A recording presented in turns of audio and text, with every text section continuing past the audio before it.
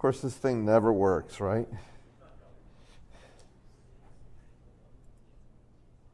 All right, so question of day 8 was due this morning. There is no question of day 9 today because we have a lab tomorrow, so don't forget lab tomorrow. But there will be a question of day 9 on Wednesday. There we go, now it's working. So homework 1 comes out later today. It's going to be due on March 11th, which is the Friday before spring break. It's in approximately 2 weeks, just under 2 weeks. Homework 1 is a card game. You can implement a card game. The solution, the template that I give you, there will be a template. The template that I give you will cover much of the functionality of gameplay and will leave you with a series of functions that you have to implement yourself. So you can think of homework 1 as a sequence of questions of the day. There's like 6 or 7 of them, and you do each one, and then coupled with the template that I give you, you'll have a system that can play this particular card game. More on that later. So lab 5 takes place tomorrow, usual thing. A couple of pointers. Please don't hand in your stuff late. We can't take them late. My mailbox is always cluttered with people who said, I almost had it done, but I didn't quite, and Icon malfunction. Icon didn't malfunction. It closes 5 minutes after the end of class. If you miss that window, it won't let you upload. And I can't handle individual submissions. I have other things I need to do. So also, please, in the lab it says use the comprehension 2. Don't give me a for loop. You won't get credit for that. So do it the way I ask you to do it. This is your chance to learn about these different forms that you may or may not have used before. Finally, we have a midterm coming up. Now, in the past, this class only had 2 midterms in the evenings. This year, we're having 3 during class. And the reason we switched to 3, one of the reasons is that students had a hard time with the first midterm, which covered a lot of material. It covered everything on the first midterm, plus it covered iteration, it covered comprehensions, it covered recursion. There was just a lot of stuff. So this division gives us a chance to have a midterm that just covers comprehensions, sequence and set dictionary collection methods. So all those methods on your cheat sheet. Simple iteration, for and while, and simple recursion. We're not going to do a lot of deep recursion kind of stuff, just the simple stuff that we're going to finish covering in the next few days. Now, to complicate matters, I actually have to be out of town on the day of midterm 2. So the TAs will give the midterm. It'll be the usual kind of process. You come in here, you'll get a midterm exam. Left-handed people should look for the TA that's handing out left-handed table exams. And then you have the 50 minutes of class, and you turn it in at end of class. Those of you who have SDS accommodations, the same process as before will apply. You schedule your exam in the proctored exam portal, and you go and take the exam in the test center so that you can have the extended time that you need. Mostly because we don't have this room before and after. All right, question of the day 8. A lot of people struggled with this. So there's a lot of traffic on Piazza, which is great, but a lot of it was actually last night after I went to bed. So I'm up at 5:30. I go to bed by 10. If you post at 1 a.m. or 11 p.m., I'm not going to get it. Just can't do it. So start these early and ask your questions sooner, and you'll get your answers in a more timely fashion. Let's solve this together the way I think it should be approached. So this is the specification, and unlike some lectures, this one is exactly what you were given. So I didn't abbreviate it. So it takes a string representing a collection of words, S, and a second string of lowercase characters. So these are all lowercase, but S might not be. And returns a dictionary where the keys are the characters in C, and the values are lists of all the words in lowercase in S that contain those characters. Your solution must use a comprehension and contain no other form of iteration or assignment. So basically, it's one big comprehension. There's a note here that says any character in C that does not occur in S will not appear in the result. Why? Because we don't want to have a key with an empty list value. That's all that says, all that means. So how do you approach the problem? Well, you start by reading the specification carefully. Make a note to the side, what are the important points? Things like the characters in C are all lowercase. That's something to remember. You'll be able to count on that when you write your solution. The implication that the words in the string S is not all lowercase because it doesn't say anything about it, and also because we have to convert those words to lowercase. That should tell you there might be uppercase characters in S. Make a note about it. This note here about the characters in C that don't occur in S. Make a note about that. Second step is determine what the output structure is going to look like. Now this is fairly easy in the questions of the day because you always get some examples. So study the examples, look at what the structure of the output is. In this case, it's going to be a dictionary. The dictionary is going to have characters for keys, and it's going to have lists for values.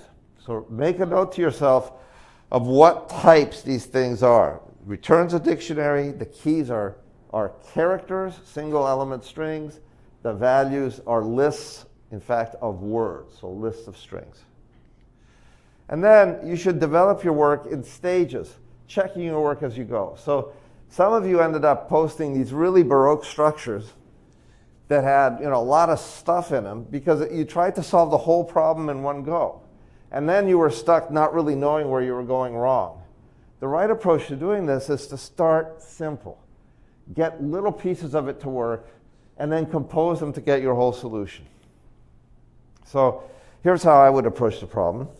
My first attempt is to get that structure of the output started, which is to return a dictionary with the keys being the characters of the characters in C, and I'm not going to worry about the value part. In fact, here I'm just going to return true for every value because I don't care.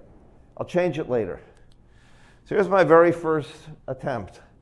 It is just a dictionary comprehension. It sets up that I have characters for keys, and characters are the elements of the string C.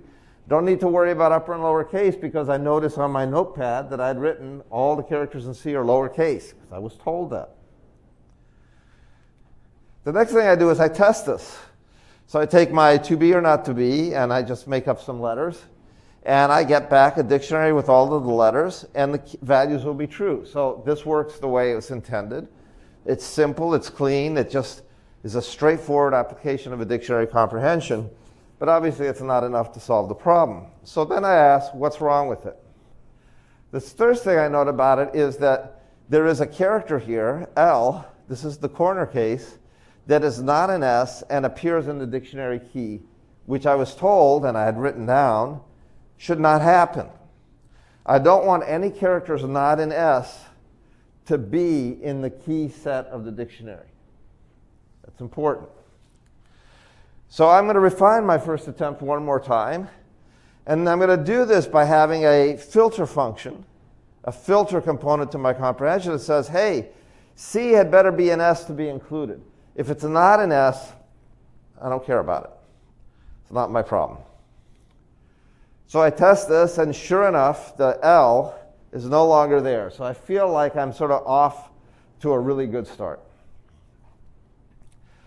However, if I just tried a slightly different example with just to be and not to have the to and not, or not and to, I would notice that the T is included, right?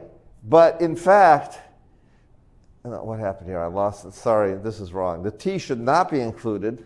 I cut and paste the wrong expression.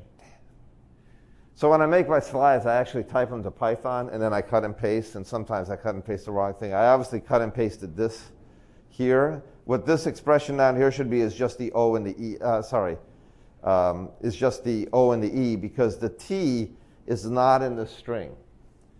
So the problem with this part here is that I need to make sure that I lowercase the S before I do the comparison, right? My T does not show up in S because it only appears in that shortened string, it only appears in uppercase. And because it only appears in uppercase, it wouldn't be selected for inclusion in the dictionary. So now we're getting there. Now,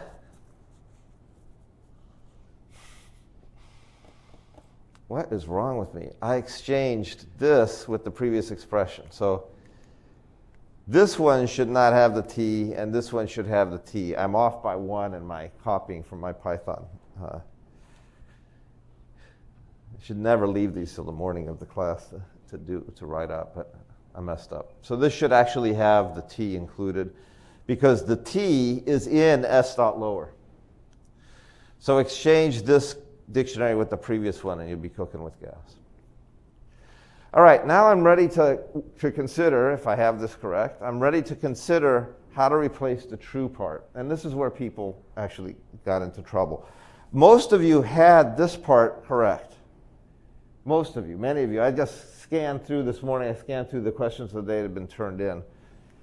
And many of you had this done correctly. A few of you had forgotten the lowercase part in the test or had done some kind of crazy thing. There's one case where they tested C and C dot upper against S.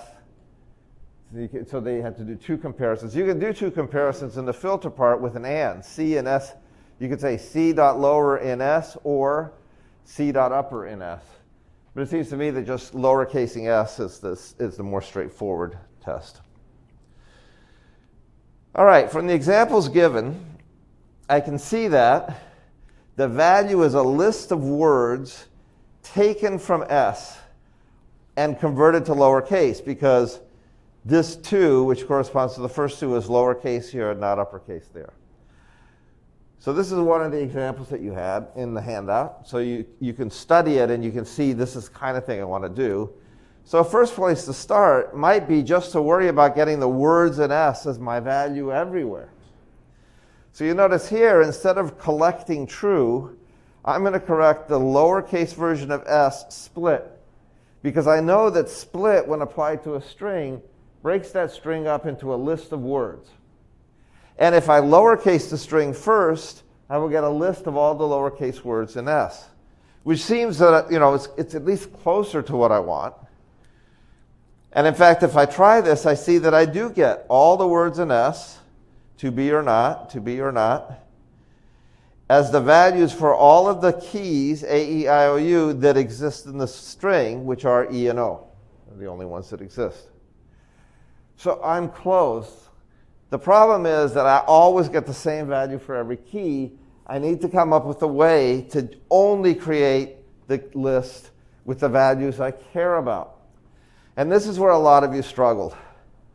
So I want to refine that value part in my definition. Here's where the value is, right there. I want to refine that so that I'm collecting not everything, but only the words that I care about. Now, if only I had a construct that creates a list out of another list or a sequence and returns only the things I care about, I'd be in business. Well, fortunately, the topic of this question of the day is exactly that data structure, which is a comprehension. So the clean solution here is just to use a comprehension. Now, these backslashes here are my indicator to you that I didn't fit on a line. So these are artificial. They just let you know this expression continues on the next line. So here is my everything is the same here, except that I've replaced that S lower split with a list comprehension that says, consider every word in that list and collect it only if C is in that word. What is C? C is the current key. Now, a lot of you sort of got stuck saying, okay, I'm going to start with an empty list, and I'm going to go through many times, and I'm going to add stuff to it. But this expression here gets evaluated only once. You don't get another chance to append stuff or insert stuff. You got to get it in one shot. So the one-shot thing you have for building new list structure is the comprehension. So this indexing thing really is fairly straightforward. At the end of the day, if you develop things a little bit at a time, you can see the structure as it evolves. You can see that you're getting closer. You can test for corner cases at the appropriate stage, like that lower case part. That makes the development of this thing much easier. Now, there's a risk to it developing incrementally as well. If you start on the wrong path, if you make a bad decision early on as to how to build the solution, you may find yourself in a situation where you can't get any closer to the desired solution without doing some crazy contortions. You're essentially trying to cram a square peg in a round hole. Why is that? Because you may have made bad decisions early in the incremental development process. If that's the case, sometimes you just got to eat it and start over again and consider a different approach. But here the approach is fairly straightforward. Why? Because I give you an example of what the output should look like. It's clear it's a comprehension, it's clear it's a dictionary comprehension, and it's clear you have to have the key and the value right. So that's where you start.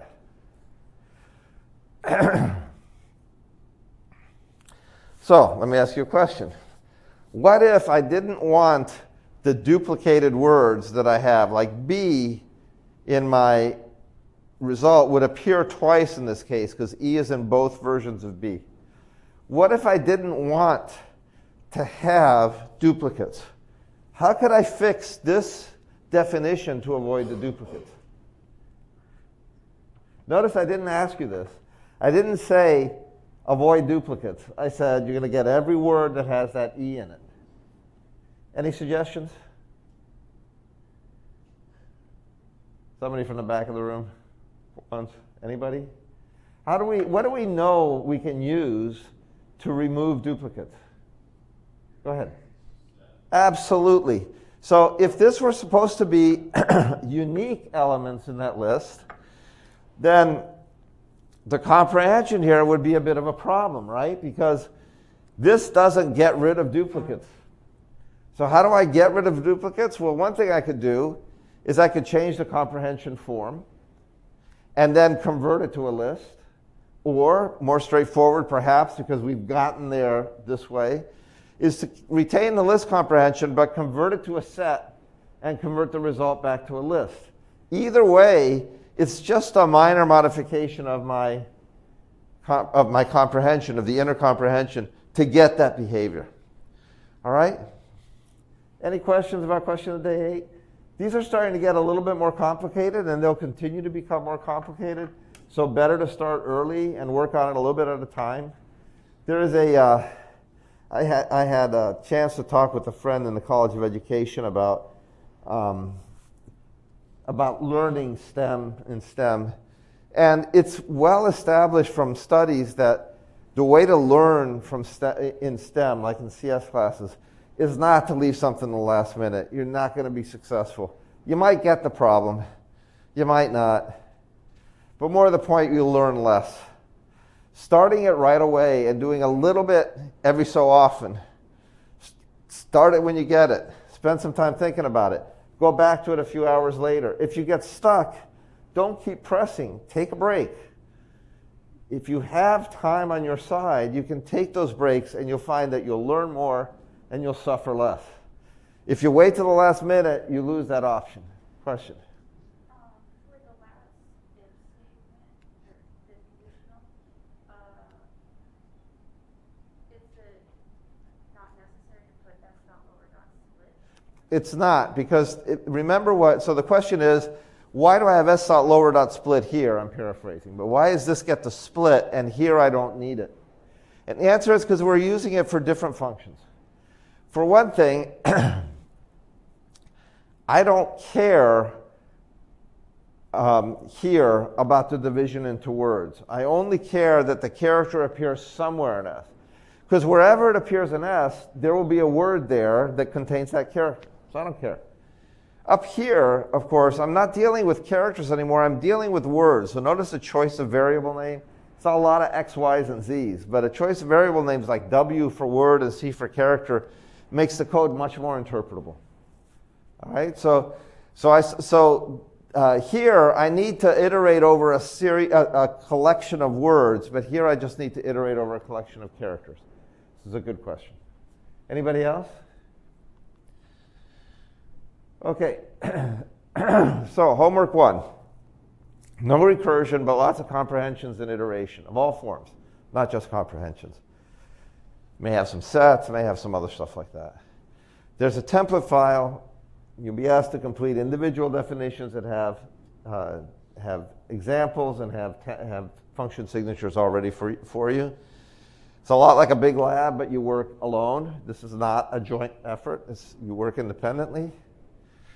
I would approach it by, as soon as you get it, start working on one function a day.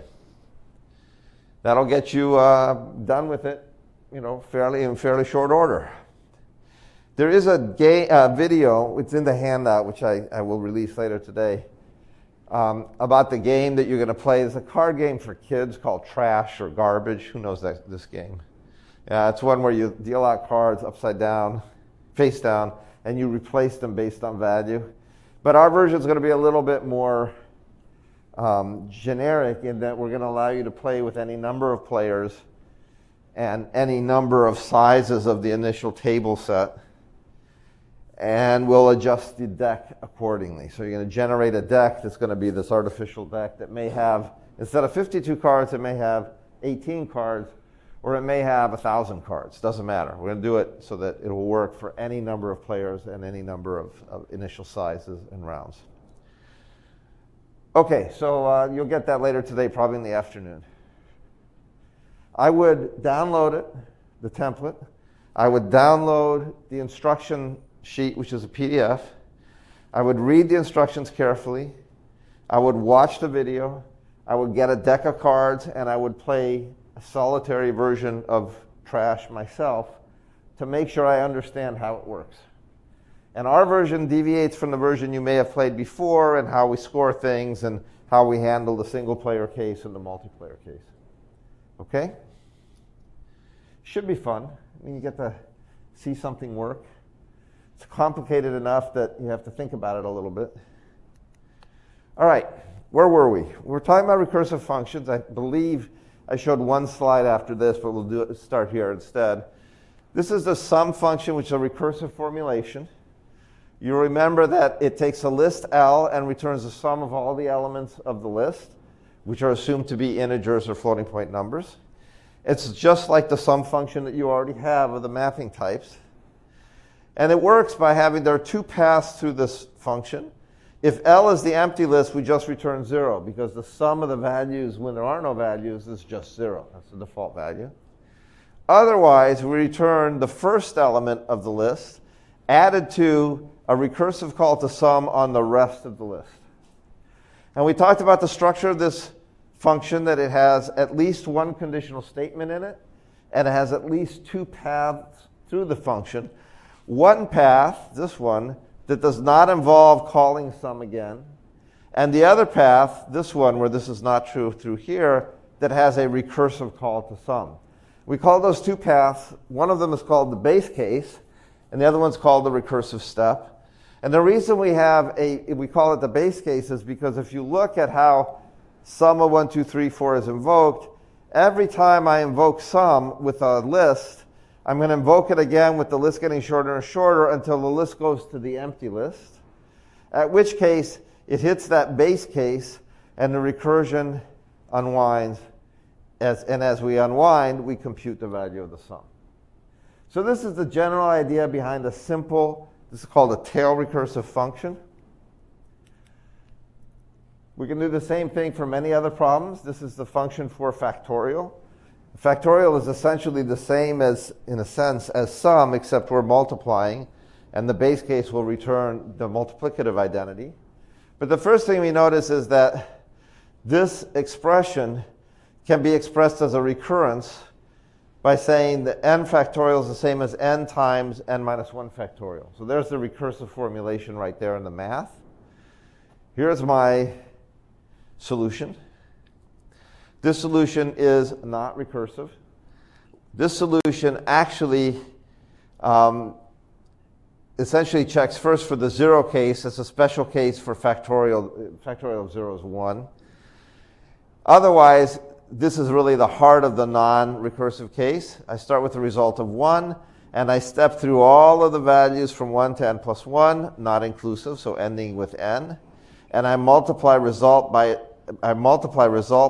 that value and set it to result. So after n iterations, I return the result. So this is my non-recursive formulation of factorial.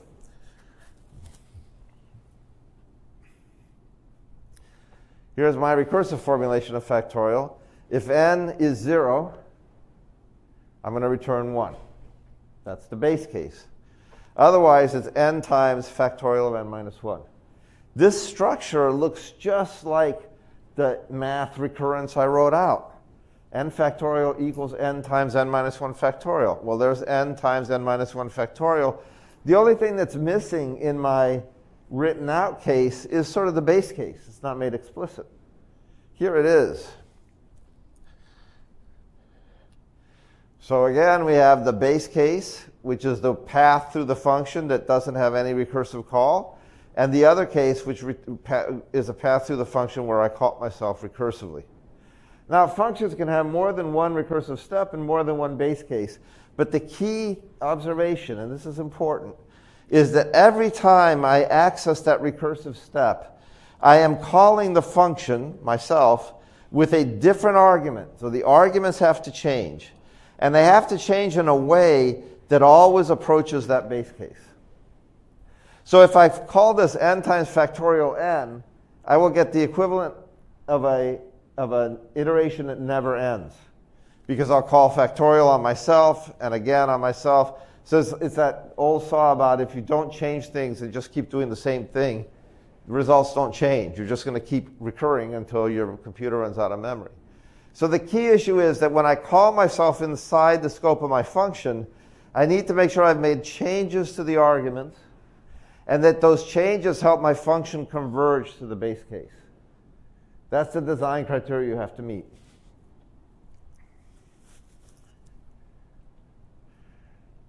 All right, so here's a rewrite of my first sum expression. The only difference is I'm using an else statement here rather than the default else. It's the same thing otherwise.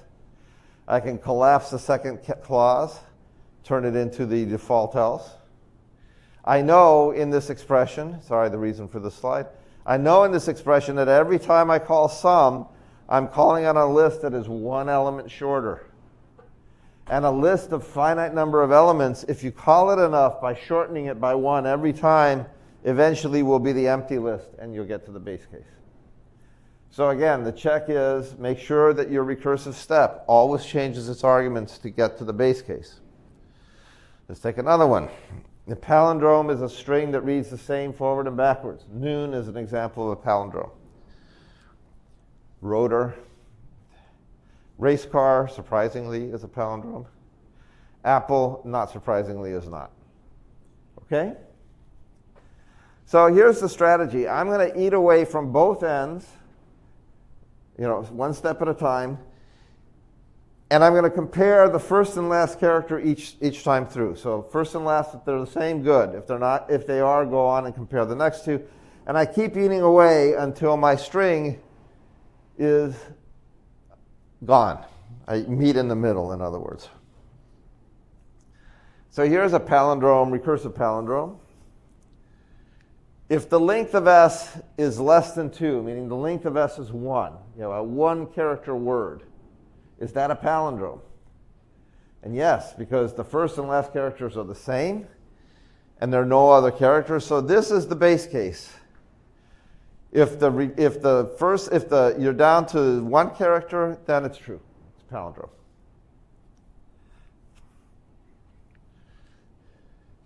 Or, by the way, length of S, if S is empty, is 0. That's also true there. So if it's 0 or 1 characters, you return true.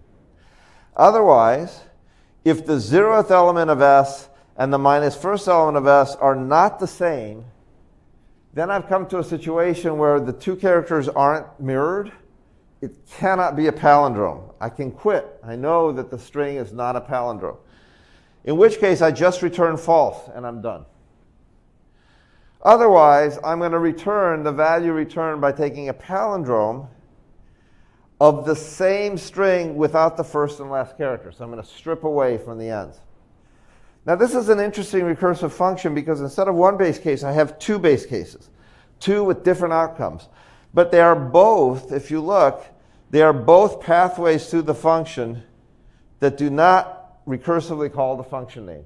So this is a base case and this is a base case. They have different outcomes, but they're both base cases. Moreover, I can check here that if the string starts out with a certain number of characters, every time I call it, it is 2 characters shorter.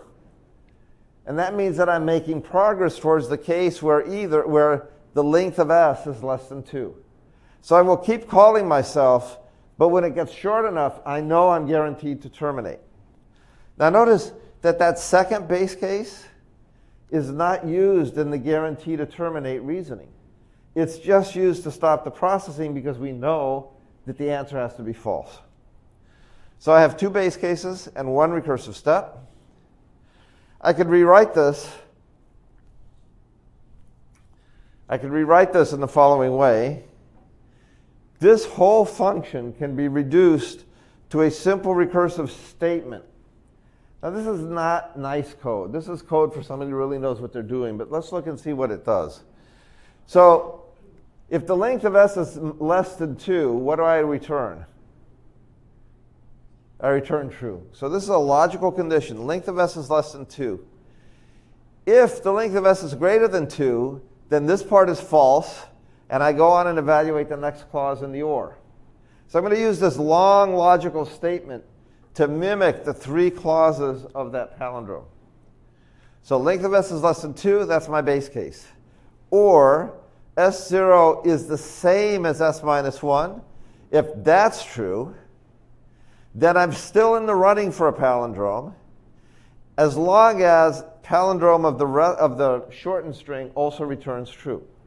So in other words, if this,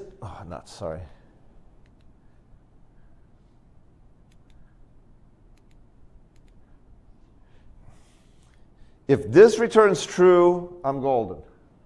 Otherwise, if this is true and this is true, I'm still golden. If this one is false and this one or this one are false, then the whole thing returns false. So if you look at this logical expression, this sort of shortening palindrome to a single logical combination, I am relying here on these expressions having a true-false value in a Boolean context. So it's the fact that I have an expression that has ors and ands, then this length less of 2, that is in fact a comparison function that returns true or false. This one is a comparison function that returns true or false. And this one is a recursive call to myself, which when it hits a base case will return true or false. So I'm relying on that logical context to do the recursive steps in the right order. And I'm relying on the fact that this expression is evaluated by Python left to right, so that I test the first condition, the second condition, and the third condition. Finally, notice that I had to change the sign here from here to here so that I would get the right sense to continue to palindrome.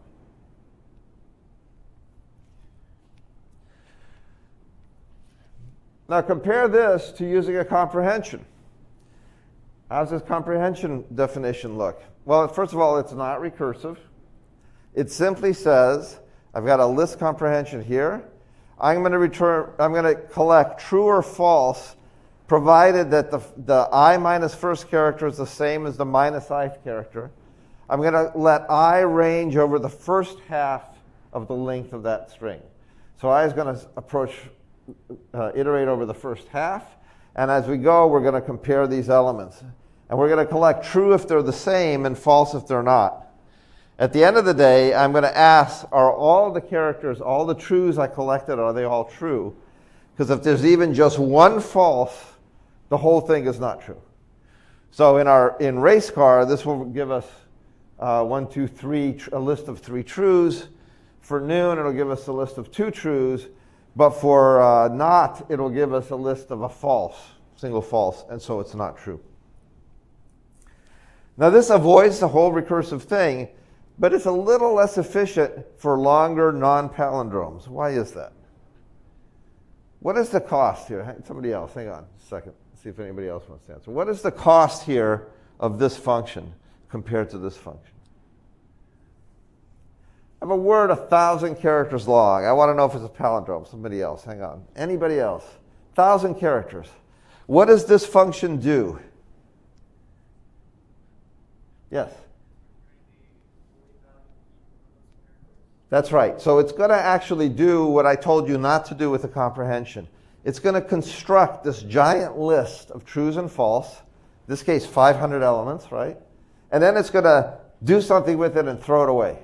So it's kind of bad coding practice anyway. But remember, it's going to look at every character. On the other hand, this code, for my 1,000-word palindrome, if the first and last character don't match, I'm done. I'm out of here. So the execution of this recursive formulation, or this one for that matter, has the opportunity to be much, much more efficient than this one in the event that you're dealing with a non-palindrome. Now, these concepts of efficiency, we haven't really talked about these yet, but we're going to spend a lot of time starting next week talking about efficiency of the algorithm, of the code that you write. And that's sort of the key thing. You know, I harp on you about saying you need to be familiar with all the Python concepts so you're not just using for loops. And one of the reasons is because if you care about writing code that's elegant and efficient, sometimes those concepts that you don't normally use provide just the right answer. So it's a question of improving the facility you have with all sorts of parts of Python. All right, any questions so far? All right, we're going to start talking about a common problem that people work with and we discuss in algorithms class. That's the binary search problem. And this is a great problem because it has a really nice recursive solution. It's a little bit more difficult than the simple things we've been doing so far. Let's see what it is. Imagine that I have a list of things that I know are in order. They're sorted order. What might that be? It might be an inventory for a store sorted by item number. It might be a class list of students sorted by last name. It might be essentially a telephone book. Think about it as a telephone book. List of entries in sorted order by last name. I want to write a function that tells me where my name is in the list. So we know we have a function of this for list methods. It's called index. If you say list.index Alberto, it'll tell you where the first occurrence of Alberto is in the list. All right? But we want to implement that. And moreover, we want to implement that so it's very efficient. So think about efficiency for a second. If I give you a phone book and ask you to find my name in the phone book, how do you go about doing that? What's the efficient way of doing it? You learned this in grade school. What do? Do you start on page 1 and start scanning names? You know my name starts with, my last name starts with an S, so what do? Anybody? Yeah, so you sort of, I mean, they have those things at the top of the page that you guys still have phone books or not? Nobody has phone books anymore. Yeah, all right, you've seen them, right, in the museum? So at the top of the page, it tells you what letter you're at. And you know S is about 2/3 of the way through the alphabet, so chances are you would open the book about 2/3 of the way through and see where you were to decide if you go left or right. That's the essence of binary search. So the obvious algorithmic idea is to start at the beginning and scan the list until you find my name. But if the phone book is big enough, that will take you a lot of work. In fact, if I'm not in the phone book at all, if I have an unlisted number, you'll have to go through the whole phone book to figure out that I'm not in there. Or at least as far as where I should be if the phone book is sorted. So scanning the list, assuming the book is not sorted, on average should take about half the time it takes to scan the whole list. Why? Sometimes you'll get lucky, the person will be in the first half. Sometimes you'll get unlucky, the person will be in the second half. On average, you're going to look through about half the names. Now remember, this book is unsorted. All right? If the person is not in the book, you're going to have to look through all the elements to figure out that they're not there. So you're going to do an amount of work, it's going to take an amount of time that is proportional to the size of the book. Now, binary search can do a lot better than that. Of course, it relies on having your elements in order, as in a phone book, rather than unordered, as in a list of people who sign up by arrival time for some event. So the intelligent probing of a book, as was mentioned before, is that you open to sort of the center of the book. This is the canonical version. You look to see where you are If you got lucky and you found my name on the first try, congratulations, you're ultra efficient. If you didn't find my name, you ask yourself, oh yeah, if the book is empty, there's nothing to probe.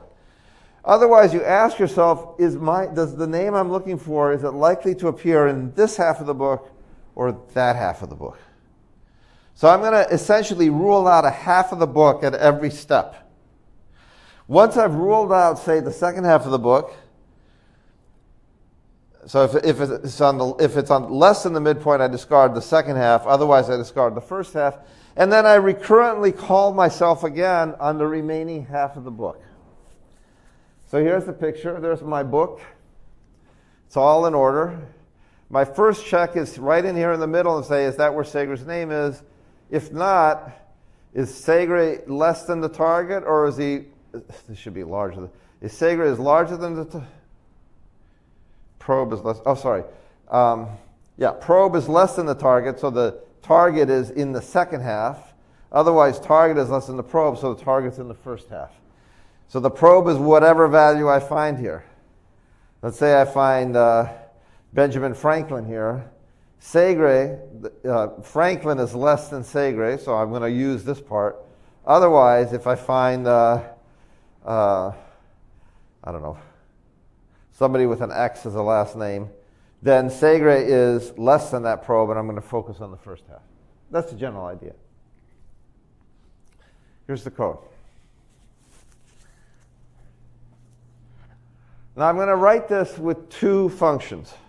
I'm going to write a function which I've called kind of weirdly helper. This helper function takes a list, takes the target, and takes two indices, which we call low and high. These are indices into that list. And the first thing I do is I compute low plus high divided by 2, which is the midpoint between them. So if low is 0 and high is 10, 10 divided by 2 is 5. That's the middle of that range.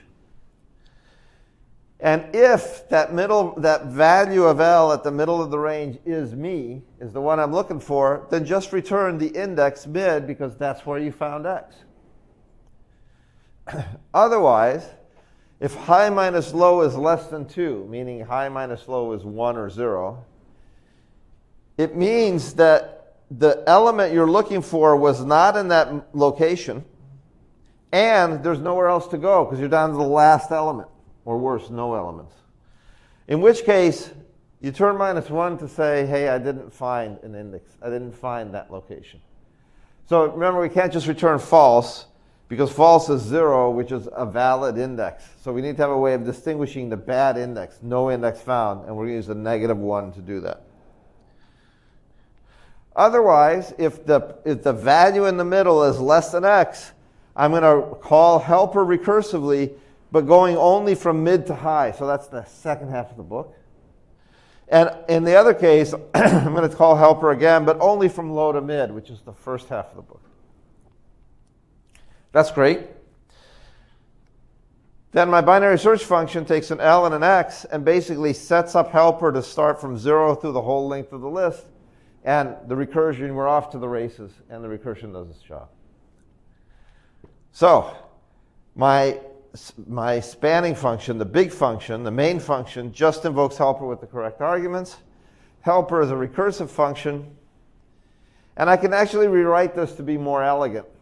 And the question here is, when I define two functions, both functions can be called directly by the REPL. They can both be used by other functions as well. But this function is weird. I don't want anybody else using this function. This is my own private function that only binary search is going to use. Why? Because I don't guarantee that anybody else will use it right. So I'm going to write it into my original function so that only I can use it. And the way I do that is I take that helper function, its definition, and I embed it inside the definition of binary search. So I now have binary search, the definition has the helper function as its first statement, and then the call to that helper function as the second one. All right? So in Python, function definitions are just statements. You can embed them in functions if you like. This has the effect that when I load this into Python, I can use the bin search function, but if I try to use the helper function, Python doesn't know what that is. And the reason it doesn't know is because the helper function is only defined within the scope of binary search, which means I can call it here, but nobody else can. It's my secret function. Now, there is a secret function in the homework. So this should give you a hint that you develop your secret function in plain view and only hide it when you're confident that it works. So let's take a look at how this works. So I have a list of length 20. It's 0 through 19 are the indices. When I invoke it, the helper function takes as low, it takes the value low, 0. And as high, it takes the length of L. So the low and high pointers are the first element and one beyond the last element in the Pythonic way. When I compute the midpoint, mid is low plus high divided by 2, this doesn't have to be 0. If we were at, say, 10 and 15, 10 plus 15 is 25 divided by 2 gives me the midpoint between 10 and 15. So this formulation guarantees that I always get the midpoint between low and high. If the midpoint probe is the value x, then I return midpoint. Otherwise, I do the usual comparison and then decide which way to go. In this case, in the picture, I've obviously decided that the actual target is probably in the lower half, so I use mid here as the high value. Notice that the value at mid is not included anymore because that's the probe value I used before, so I don't need to look at it again. And I'll go from low all the way up to, but not including high. If I did it the other way around, I would have gone from high all the way up to, but not including the length. And I just keep chopping away at a half until I find my target or not. So find the midpoint. There's the successful base case, the failure base case, the top recursive step, and the bottom recursive step. And then the bottom here, this is just the invocation of the function. Now we're going to do some more of this. In particular, we're going to review it on what day is today? Friday? No, today is Monday. Long weekend. We're going to review this on Wednesday, and we're going to talk about its efficiency. So remember I told you that we're going to worry about writing efficient code. I'm going to show you that this code can be astoundingly efficient. So I want you to think about it, make sure you understand it, and then on Wednesday we'll talk about how quickly it runs. All right, we'll see you in lab tomorrow. Good luck. Have a nice evening.